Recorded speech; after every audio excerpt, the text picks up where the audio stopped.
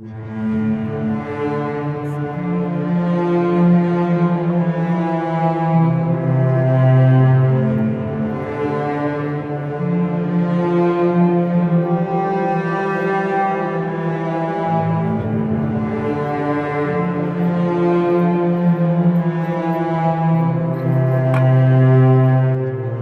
is Rabia and I'm also a team member. Today I am coming on a brickyard and talking with the children who are bonded labor children and also children of our teaching center. Let's talk with Sarish. She is also bonded labor children. जी सैरिश, आपका दिल करता है पढ़ने को? Yes. अच्छा, आपको क्या मुश्किल आता है कि आप अपनी पढ़ाई नहीं जारी कर रहे या नहीं कर सकते आप अपनी पढ़ाई? हम अपने माँ बाप के साथ भट्ठे पर काम करते हैं। आप भट्टे पे काम क्यों करते हैं? हमारे सर पर कर्जा बहुत है। जी। She is Sarish and she also a bonded labor children. She also want to study and not want to work on this brick kiln. Sport us for these girls that she not want to work on this brick kilns. Thank you. Here we are at a working place of bonded labor children. Let's talk with the Zoha. जोहा, आपकी as क्या है? 14 साल। अच्छा, आप पढ़ना चाहती हैं? जी, पढ़ना चाहती हूँ। तो आपको क्या मुश्किलात हैं इधर काम करने में और आप क्यों नहीं पढ़ रही?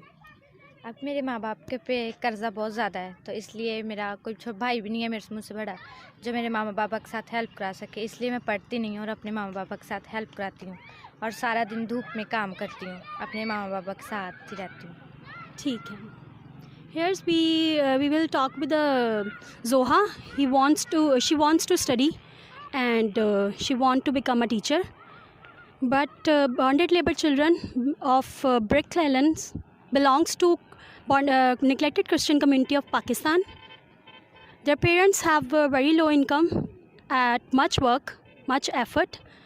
In result, they take too much debt from masters of brick islands.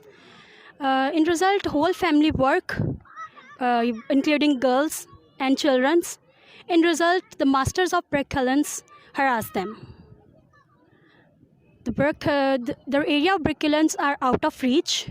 We are going to brick kilns and we work there. Open home-based schools.